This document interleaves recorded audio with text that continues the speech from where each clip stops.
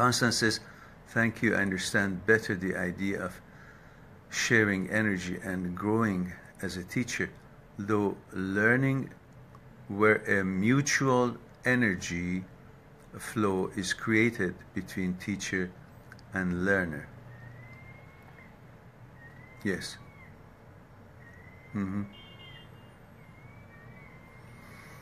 Just make sure that the idea of teaching will not interfere with the type of energy you extend while you're teaching.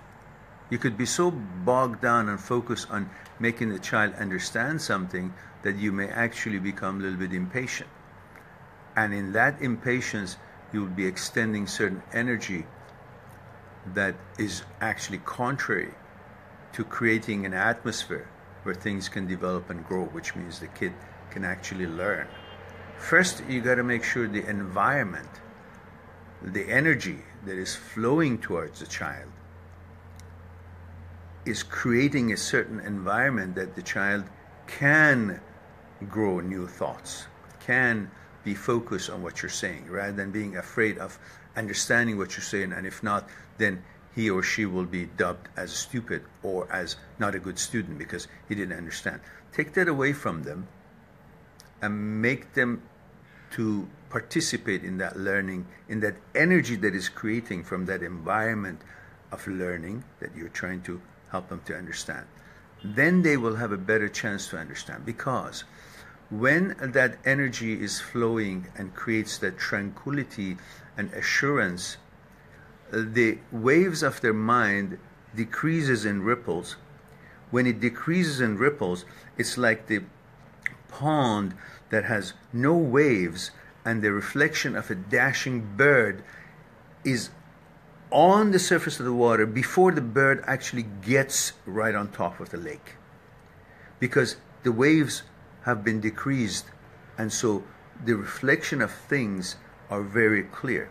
But if the lake has lots of waves, it's less windy and it's got lots of waves, even the picture of the moon, as big as the moon it is broken in the lake, and it doesn't show well. You can't really tell, what is this exactly?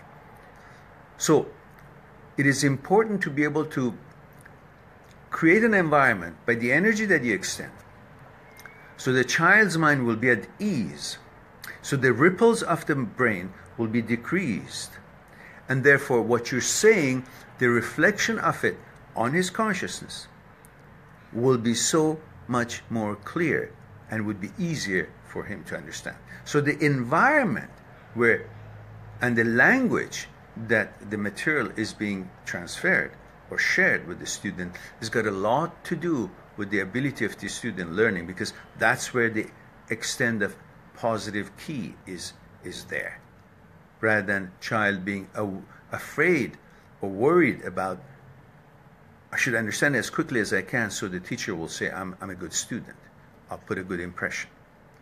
I know you understand what I'm saying. You seem to be a good teacher to pay attention to this. And later on, maybe another week, I have another story to tell you about one teacher after the World War, and which was explained to us by our Japanese master who came to our university for a demonstration, and that was something that he reminded us.